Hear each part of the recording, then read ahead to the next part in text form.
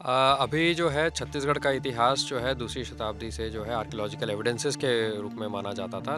रीवागढ़ करके एक जगह है जहाँ पर पुरातत्व विभाग की तरफ से उत्खनन किया जा रहा था। उत्खनन में हमें लगभग 3000 सिक्के कुषाण पीरियड के भी मिल चुके हैं। कार्बन डेटिंग में जो है पहला जो सैंपल था उसका जो रिजल्ट आया तो काफ़ी चौंकाने वाला था। उससे भी 300 साल पुराना, मतलब 6th सेंचुरी बीसी। तो वो हमें उसका सैंपल ये बताता है कि उस समय भी मानव सभ्यता यहाँ पर थी। तो 10,000 साल पुरानी भी मान्यता है कि छत्तीसगढ़ में मानव सभ्यता रही है। हमारे पास शैल चित्र हैं। हमारा उत्खनन अभी जारी है और उसमें जैसे जैसे एविडेंसेस मिलते जाएंगे उनका एनालिसिस होता जाएगा। छत्तीसगढ़ का लिखित इतिहास अब तक ईसा की दूसरी शताब्दी से माना जाता रहा है, लेकिन अब ये इतिहास बदलने जा रहा है। इस इतिहास की जड़ें ईसा पूर्व 600 बीसी तक पहुंच गई है और ये कैसे हुआ, किस खोज से हुआ, हमारे साथ बातचीत करने के लिए पुरातत्व एवं संस्कृति विभाग के संचालक विवेक आचार्य सर हैं। सर, ये कैसे हो पाया और इतनी ही पुरानी या इससे और भी पुरानी हो सकती है? अभी जो है छत्तीसगढ़ का इतिहास जो है दूसरी शताब्दी से जो है आर्कियोलॉजिकल एविडेंसेस के रूप में माना जाता था, लेकिन अभी हमारा आरंग में रीवागढ़ करके एक जगह है जहाँ पर पुरातत्व विभाग की तरफ से उत्खनन किया जा रहा था। उत्खनन में हमें लगभग 3000 सिक्के कुषाण पीरियड के भी मिल चुके हैं और उसके साथ ही साथ हमें कुछ कोयले के कुछ टुकड़े जो है जले हुए कोयले के टुकड़े हमें मिले थे। तो वो 2 लेयर्स में हमें मिले। एक ऊपरी सतह में और एक बहुत निचली सतह में। तो जब हमने उसका कार्बन डेटिंग के लिए उसको हमने भेजा था, तो हमने उसको यूएस से भेजा था कि कार्बन डेटिंग इसकी कराई जाए कि ये कितना पुराना है।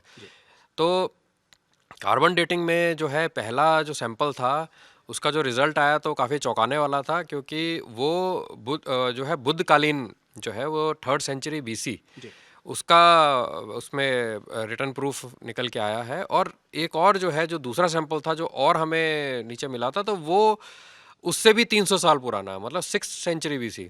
तो वो हमें उसका सैंपल ये बताता है कि उस समय भी मानव सभ्यता यहाँ पर थी और उसके एविडेंसेस हमें मिले हैं।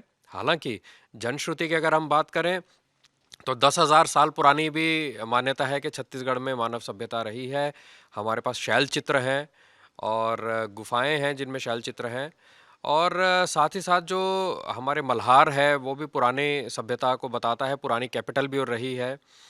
और फिर हमारा सिरपुर का है। तो ये सब जो है ये ईडी के हैं, मतलब ईसा पूर्व के, ईसा से बाद के हैं, लेकिन हमें ईसा के पूर्व के जो है एविडेंसेस जो हमारे पास नहीं थे। तो ये हमारा जो एविडेंस है ये छत्तीसगढ़ के इतिहास को और पीछे ले गया है। तो ये जो अभी खोज है वो तो हमें सिर्फ 6 बीसी में लेकर के जा रहा है। आप जैसा कि कह भी रहे थे कि हजारों साल पुरानी यहाँ पर रही है।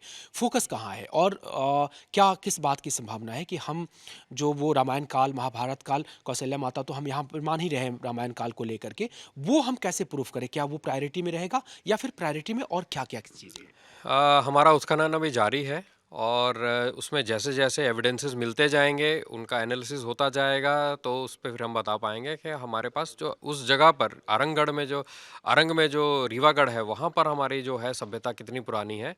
हालांकि अभी तक ये तो हो गया है कि 600 साल पुरानी तो है, इसका तो हमें मिल गया तो ईशा के इसके पूर्व। तो ये जो अभी मिला पॉइंट, वहाँ पर क्या सभ्यता थी, किस तरह का जनजीवन था, कहाँ से हम कनेक्ट थे दूसरी की सभ्यता, मिस्र की सभ्यता से या फिर चीन की सभ्यता से, क्या उस दिशा में भी काम करने की बात हो रही है? जी, क्योंकि कुषाण के हमें वहाँ पर ताम्र के सिक्के मिले हैं, कुषाण पीरियड के मिले हैं। तो कहीं न कहीं बिज़नेस जो है हमारा वो कुषाण साम्राज्य से भी ये एरिया जुड़ा रहा होगा, क्योंकि कुषाण के सिक्के, कुषाण राज्य जो है एक बहुत बड़ा राज्य रहा है। जी। तो कुषाण के सिक्के वहाँ मिलना मतलब ये एक बहुत बड़ा प्रॉस्पेरस व्यापार का केंद्र रहा है। और साथ ही साथ वहाँ पर हमें कुएँ भी मिले हैं और के समय के स्तूप भी वहाँ पर मिले हैं। तो मतलब वहाँ पर बुद्धिज़्म का भी इन्फ्लुएंस रहा है। जी। तो ये पूरा क्षेत्र जो है वो काफ़ी पुराना रहा है और एक समृद्ध शहर रहा है, क्योंकि काफ़ी हेक्टेयर्स में ये एरिया फैला हुआ है। तो अभी क्योंकि अभी उत्खनन जारी है, तो और भी चीज़ें जैसे निकलेंगी वहाँ से, तो फिर हमें और भी इसके बारे में जानकारी मिलेगी। सर, पर्यटन विभाग की सर उपलब्धियां आज गिना रहे थे। पहली बार हुआ है कि पर्यटन विभाग घाटे से उबर करके अब एक वेल एस्टैब्लिश की ओर बढ़ रहा है। पिछले साल 2 करोड़ का फायदा था, इस साल 10 करोड़ का फायदा है। आगे क्या प्रोस्पेक्ट है और ये संभव कैसे होता जा रहा है? क्या कोई टेक्नोलॉजी इन्वेंट हुई है या फिर लोगों की जागरूकता बढ़ी है? जैसे कि धीरे-धीरे नक्सलवाद ख़त्म हो रहा है, वैसे-वैसे लोगों का छत्तीसगढ़ में आना-जाना, लोकल छत्तीसगढ़ के लोगों का उन क्षेत्रों में जाना जहाँ पर कभी उनको घूमने में डर लगता था, तो वो एरियाज़ अब खुल चुके हैं। साथ ही साथ हमारी प्रॉपर्टीज़ भी इंक्रीज़ हुई हैं, थोड़ा-सा उनकी कंडीशंस ठीक हुई है, और सबसे बड़ी चीज़ है, हमने ऑनलाइन बुकिंग सिस्टम स्टार्ट किया है। तो आप घर पे बैठ के अपने ही मोबाइल से ऐप भी हमारा डाउनलोड कर सकते हैं टूरिज़्म बोर्ड का, और उससे बुकिंग कर सकते हैं। हमारी वेबसाइट पे भी आप जा सकते हैं, वहाँ से भी अपनी बुकिंग करते हैं। तो अब आपको कहीं किसी ऑफ़िस में जाने की ज़रूरत नहीं है, कहीं टूरिस्ट इन्फॉर्मेशन सेंटर में जाने की ज़रूरत नहीं है, कहीं लाइन में लगने की ज़रूरत नहीं है, और घर बैठे आप इसकी बुकिंग कर सकते हैं। पिछले 3 महीने में ही सिर्फ़ 3 करोड़ की हमारी ऑनलाइन बुकिंग हुई है। तो इससे पता चलता है कि लोग घर पे बैठ के ऑनलाइन बुकिंग करके भी बहुत सारे लोग वहाँ पर जा रहे हैं।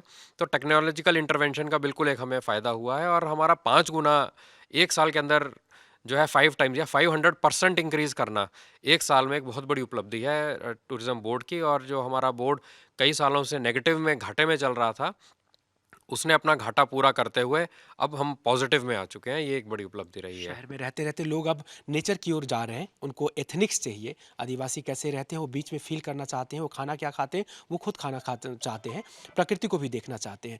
तो ये जो होम स्टे जैसी बातें हैं वो कितना प्रमोट करने जा रहे हैं? क्या ऑनलाइन प्लेटफॉर्म रहेगा जहाँ पर लोग चूज कर सकेंगे कि जिस साइट पे जा रहे हैं तो वो सबसे बेस्ट रेटेड और रिव्यूड वाले जो होम स्टे हैं वो भी मदद मिलेगी? 2025 में छत्तीसगढ़ की होम स्टे पॉलिसी जो है, वो कैबिनेट से उसका अप्रूवल मिला है और नोटिफाई हुई है। और अब जो है छत्तीसगढ़ में जो एथनिक टूरिज़्म है, जो ट्राइबल टूरिज़्म है, उसकी एक बहुत ज़्यादा मांग निकल के आ रही है। कई लोगों ने बिना टूरिज़्म पॉलिसी के भी अपने होम स्टेज तैयार कर लिए थे, और वो बहुत अच्छे रन कर रहे हैं। और हमने छत्तीसगढ़ में एक पॉलिसी डेवलप की है कि उन लोगों को सपोर्ट मिल सके और नए लोग अपनी टूरिज़्म होम स्टे तैयार कर सकें, तो उसमें सरकार उसमें उनकी सहायता करेगी।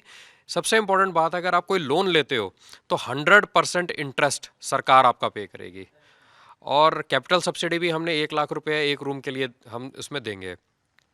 तो आप होम स्टे पॉलिसी में मेन चीज़ ये है कि आप गांव में जाके ट्राइबल्स के साथ रह के उनका संस्कृति को देखते हुए, उनका खाना खाते हुए आप नेचर के साथ रह सकते हैं। आज की डेट में जो अर्बन यूथ है, जो शहर में रहता है, उसके लिए नेचर में वापस जाना, वो सुकून प्राप्त करना और वो मनोरंजन प्राप्त करना, और साथ ही साथ अपनी कला संस्कृति को समझना, ये एक चीज़ है जिस पे हम फोकस करके रूरल टूरिज़्म को हम बढ़ा रहे हैं, जिससे सीधा-सीधा आमदनी जो है वो उस गांव वाले को, जिसने अपने कल्चर को सहेज के रखा है, उसको भी टूरिज़्म से आमदनी प्राप्त हो। यही होम स्टे पॉलिसी का मेन उद्देश्य है। लोग कैसे जानेंगे Raipur, Bhopal, Delhi, Britain, Canada, Japan की वहाँ पर होम स्टे है और किसके यहाँ रुक सकते हैं?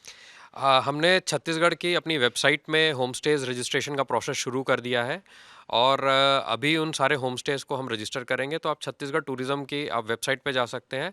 साथ ही साथ एक होम स्टेज़ ऑफ इंडिया करके एक वेबसाइट है, हमने उनके साथ करार किया था, और उन्होंने ही हमारे साथ गांव-गांव जाके होम स्टेज़ को आइडेंटिफाई किया, और आगे चल के हम कैपेसिटी बिल्डिंग भी उनके साथ कर रहे हैं। तो उनकी वेबसाइट के माध्यम से भी ऑल इंडिया लेवल पे हमने जितने भी हम होम स्टेज़ हैं उनको रजिस्टर करवाया है उसमें। तो जब भी आप home stage of India type करोगे, उसमें जाते हैं, तो छत्तीसगढ़ के होम स्टेज़ भी उसमें दिखेंगे। तो इंडिया का कोई भी आदमी जो है वो होम स्टेज़ ऑफ इंडिया की वेबसाइट से, या छत्तीसगढ़ टूरिज़्म बोर्ड जो है उसमें अभी हमें, क्योंकि प्रोसेस शुरू किया है, जब से वो प्रोसेस में रजिस्ट्रेशन हो जाएगा तो उस हमारे माध्यम से भी उसमें जा सकते हैं। चलिए सर, थैंक यू बहुत थैंक सर। तो ये विवेक सर और सीधे तौर पे कहा कि जो छत्तीसगढ़ का इतिहास का रूट है वो अब डॉक्यूमेंट्री प्रूफ के साथ में 600 बीसी यानी अभी के जो डॉक्यूमेंट्री इतिहास है उससे लगभग 800 साल और नीचे गहरी फैल चुकी है, और जिस तरह से एविडेंस मिल रहे हैं हो सकता है कि ये जड़ें और भी गहरी मिले। कैमरा पर्सन अनिल नागले के साथ राजेश राज, IBC 24 रायपुर।